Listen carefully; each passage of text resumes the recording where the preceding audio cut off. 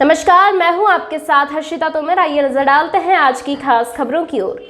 तो आखिरकार पेगासस मामले में खुलासा हो ही गया है। अभी तक मोदी सरकार कथित जासूसी कांड पर मना करती आई है, लेकिन द न्यूयॉर्क टाइम्स में शुक्रवार को छपी एक रिपोर्ट के मुताबिक साल 2017 में भारत सरकार ने इजरायल से $2 अरब यानी करीब 15,000 करोड़ रुपए का रक्षा सौदा किया था। इस सौदे में पेगासस स्पाईवेयर की खरीदी भी की गई थी। असल में यह रक्षा सौदा महज पेगासस स्पाईवेयर खरीदने के उद्देश्य से किया गया था, लेकिन मोदी सरकार को इसके अलावा और भी कीमत चुकानी पड़ी, और वो थी फिलिस्तीन के खिलाफ वोट करने की, क्योंकि भारत का हमेशा से स्टैंड रहा था और भारत ने कभी भी फिलिस्तीन के खिलाफ वोट नहीं किया था। पेगासस स्पाईवेयर पाने की शर्त पर ही मोदी सरकार ने यह कदम उठाया। अगर देखा जाए तो 15,000 करोड़ का कथित रक्षा सौदा एक तरह का घोटाला ही है। जासूसी सॉफ्टवेयर पेगासस स्पाईवेयर एक बार फिर सुर्खियों में आ गया है। भारत सरकार पर इजरायल की एनएसओ फर्म से यह सॉफ्टवेयर खरीदे जाने को लेकर एक रिपोर्ट ने चौंका देने वाला दावा किया है। द न्यूयॉर्क टाइम्स में शुक्रवार को छपी एक रिपोर्ट के मुताबिक साल 2017 में भारत सरकार ने इजरायल से $2 अरब करीब 15,000 करोड़ रुपए का रक्षा सौदा किया था। इस सौदे में पेगासस सॉफ्टवेयर की खरीदी भी शामिल थी। इस रक्षा सौदे में भारत ने कुछ हथियारों के साथ एक मिसाइल सिस्टम भी खरीद की थी।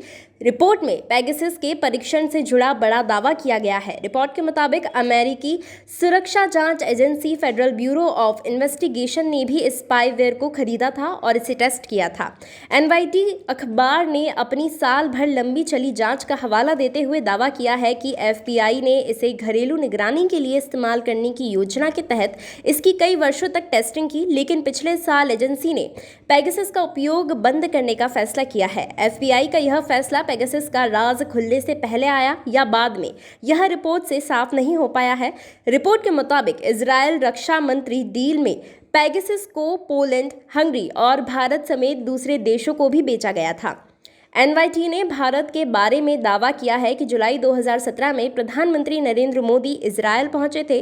तब उनका संदेश साफ था कि भारत अब अपने फिलिस्तीन के लिए प्रतिबद्धता के पुराने रुख में बदलाव कर रहा है। इसका नतीजा यह हुआ कि पीएम मोदी और इजरायल के तत्कालीन प्रधानमंत्री बेंजामिन नेतन्याहू के बीच काफ़ी करीबी देखी गई है। भारत ने इजरायल से आधुनिक हथियार और जासूसी सॉफ्टवेयर खरीदने का सौदा कर लिया। यह पूरा समझौता करीब 15,000 करोड़ रुपए का था। इसके केंद्र में एक मिसाइल सिस्टम और पेगासस स्पाईवेयर ही था। रिपोर्ट में कहा गया है कि इसके कुछ समय बाद ही नेतन्याहू भी भारत के दौरे पर गए हुए थे। कई वर्षों में किसी इजरायली प्रधानमंत्री के लिए यह भारत का पहला दौरा था। इसके बाद जून 2019 में संयुक्त राष्ट्र के आर्थिक और सामाजिक परिषद ने भारत ने इजरायल के समर्थन में वोट करते हुए फिलिस्तीन को मानवाधिकार संगठन में ऑब्जर्वर का दर्जा देने के खिलाफ कदम उठाया था। यह पहली बार था जब भारत ने इजरायल और फिलिस्तीन के बीच किसी एक देश को प्राथमिकता दी थी। भारत और इजरायल सरकार की ओर से इस बारे में अभी तक कोई पुष्टि हुई है कि दोनों देशों के बीच पेगासस स्पाईवेयर का कोई सौदा हुआ था। जुलाई 2021 में मीडिया समूहों के एक कंसोरियम ने खुलासा किया था कि यह स्पाईवेयर दुनिया भर के कई देशों में पत्रकारों, व्यापारियों की जासूसी के लिए इस्तेमाल हो रहा है। भारत में भी इसके जरिए कई नेताओं और बड़े नामों की जासूसी की दावा किया गया था।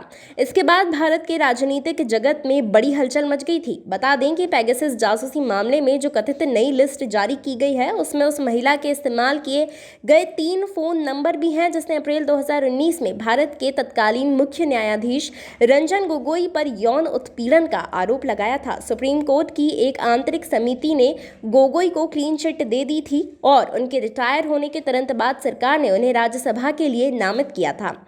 द वायर की रिपोर्टिंग के अनुसार इस महिला के नंबरों के साथ साथ उनके पति और उनके 2 भाइयों द्वारा इस्तेमाल किए गए 8 अन्य नंबरों को निगरानी के लिए चुना गया।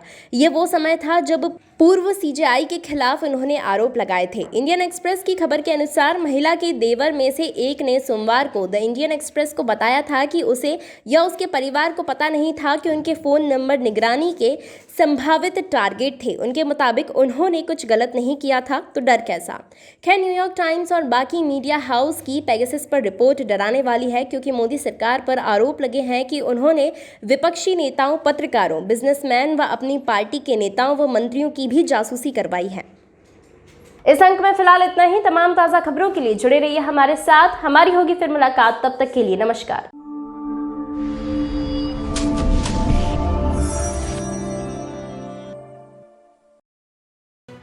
लेटेस्ट खबरों से जुड़े रहने के लिए हमारे चैनल नेशन भारत को सब्सक्राइब करें और बेल आइकन को दबाएं ताकि कोई खबर छूट न पाए।